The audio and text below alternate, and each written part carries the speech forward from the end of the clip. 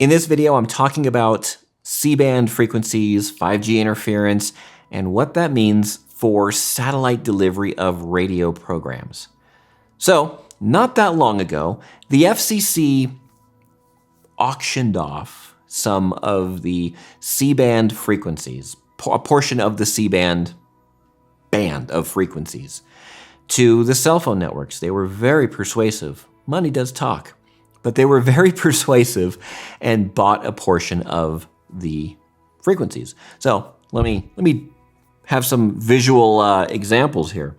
So let's see. This is going to be an example of our frequencies right here. And we'll draw a line right there. On this side are your cell phones. On this side is C-band satellite. So we have on the left side, for years, the cell phone companies were able to have all this area. No biggie, no problem. And for years, the satellite broadcasters had that side. No biggie. There it is. Now, when we're talking about C-band frequencies and cell phone frequencies, we're not talking a lot of power. These are very, very low power transmissions. So it is very vital for the receivers, both your cell phone and your satellite receiver, to be very sensitive to what's going on. Now, there's a concept with radio frequencies that basically is overwhelming your receiver. So hang on, let me back up here for a moment. On one side, you had your cell phones. Here they are, right here on this side. And you had your C-band for broadcasters right over there. And for years, there was this one little section that's right here that was basically what's called a guard band. So cell phone frequencies wouldn't cross over, C-band frequencies wouldn't cross over, and they wouldn't interfere with each other. And there's plenty of room for receivers to hear what they needed to hear on each side of this wall. We'll call it a wall. But what happened was that the cell phone companies said, you know what? We need more frequencies. We want C-band, some of the C-band frequencies. So they successfully petitioned the FCC to get rid of that guard band, get rid of that little divider right there, and move that divider up. So they moved it right there. Well, that meant that what used to be the C-band is all gone now. It's no longer accessible to broadcasters and to satellite delivery, but it's still part of the C-band range of frequencies. And the way these bands of frequencies, they are fairly standardized and agreed upon across the world. So C-band. You have these companies that make LNBs. Those are the parts that go on the end of your satellite receivers, the antennas on the outside.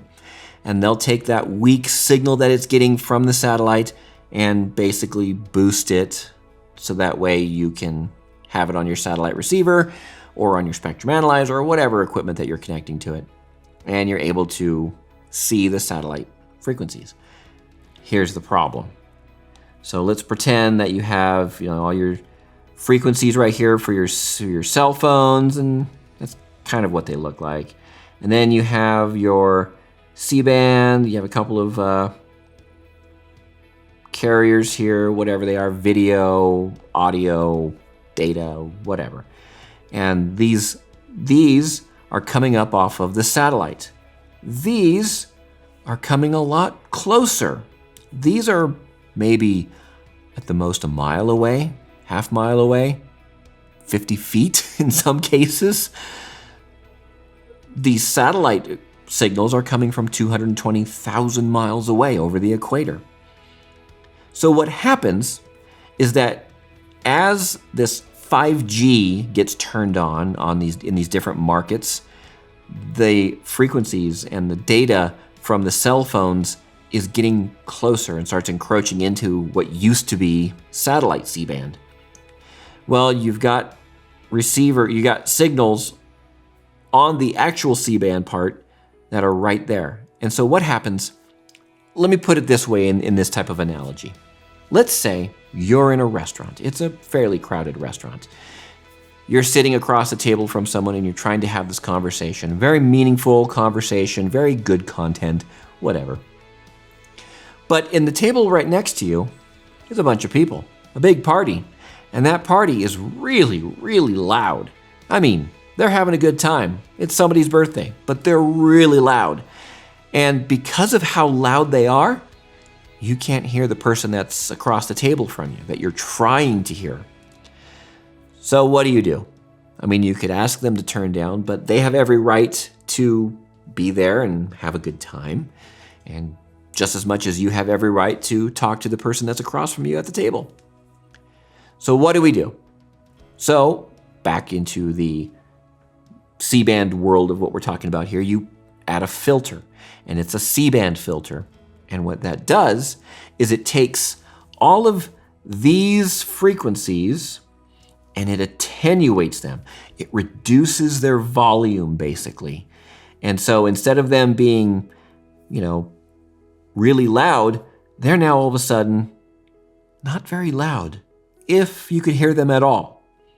But because of the way that the filter filters them out, you still can hear just as well all the stuff that you're trying to receive from the satellite.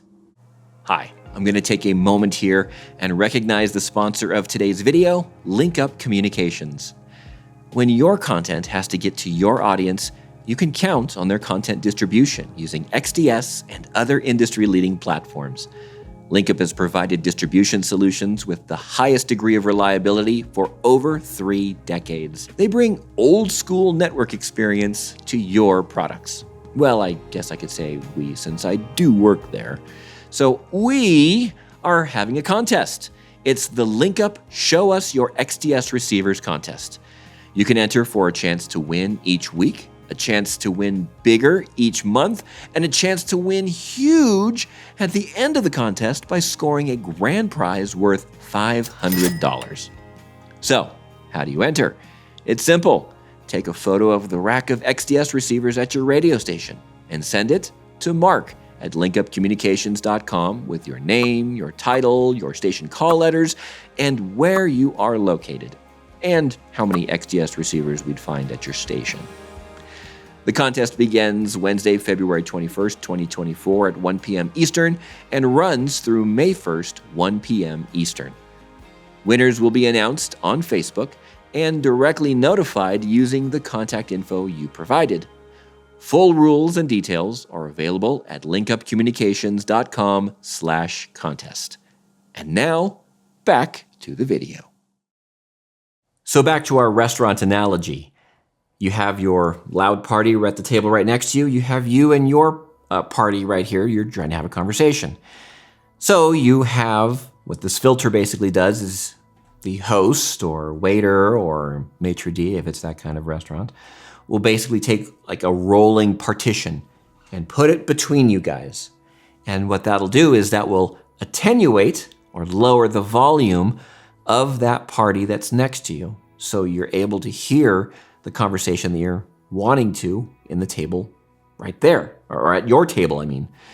So that's really what that filter does, is it basically reduces the volume coming from the amount of signal coming from the adjacent cell phone towers that are nearby and lets you hear your satellite signals. So that is really what this whole hoopla is about 5G as far as satellite delivery and C-band and broadcasting. Now, this is not new. This has been going on for several years now. Probably 5-6 years now it's been discussed. There was a point where the FCC was providing funds. You applied for it, you could receive funds to purchase a C-band filter for your downlink receiver. But if you didn't, if you declined it, or you just took the money and ran, or whatever, I mean, no judgment here. I'm just stating facts of what happened with some stations. If you didn't use that money and you didn't buy your 5G filter, you thought maybe I'm in a rural, middle of nowhere community. We're never going to have 5G. Haha. Joke's on you, unfortunately, because 5G is a nationwide rollout. It is coming. It will come to your community. It's just a matter of time. In my current job right now, we are dealing with affiliates who are in small markets, and 5G is, the cell phone companies are lighting up 5G in these smaller towns. And as they start getting into smaller and smaller towns, these guys who thought, well, I don't need a 5G filter, they're really quickly discovering that, oh yeah, I do. They're calling my full-time job saying, hey, we aren't able to get the satellite feed anymore. Why? What's going on? Are you guys having a problem? No, we look into their receiver and see, oh, look, you're being hit by 5G interference. So, if you don't have a 5G filter on your C-band downlink, you need to get one because it is coming. 5G will be in your market if it isn't already, and will cause problems with you receiving satellite-delivered programming. Now, if you have a KU feed, this has nothing to do with you. Let's flip to a new page here. So, we'll go. Let's see. Here's our spectrum. Okay, there's our spectrum. It's a nice big line. And your C-band is down here. That's at like 3 to 6, not kilohertz. What am I doing here? 3 to 6 megahertz. Okay. KU frequencies are way down there at like the 11 to 14 megahertz range. So there's a big space in between, and 5G is not going to be coming to your KU band area anytime soon. So there are advantages and disadvantages of KU versus C-band, and real quickly, not inside the scope of this video, but real quickly, the higher the frequency you go, the more absorption you're going to get from atmosphere, from rain, from snow, from trees, from whatever. But the equipment's a lot cheaper because it can be small, a lot smaller, a lot easier to install, a lot less materials, but it's not as robust and reliable as C-band. All right, there's your 30-second C-band, KU band difference. All right, so back to our 5G discussion. So 5G, there's nothing magical, there's nothing mysterious about it. There's a lot of conspiracy theories about it. Let me address that right now. It is no different than 4G. It is no different than 3G. It is no different from LTE or 2G or whatever. The only difference is it's speaking a different language, a more efficient language. If you look at how the English language has progressed over the years, I mean, in a way, you can make the argument that it's becoming more efficient. An emoji can communicate several words worth of information, whereas having a whole sentence of information is what was needed before.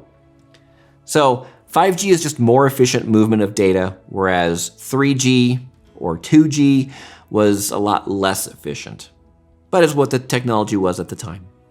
And there will be a 6G and a 7G and a 10G.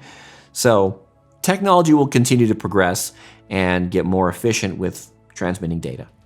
And how that works out as far as satellite delivery and how it encroaches on, say, C-band frequencies, we'll see in the future. All right, that's all. That's all I have to say. Thank you for watching. Thank you for being a part of this channel. And until next time, stay safe, stay healthy, and keep learning.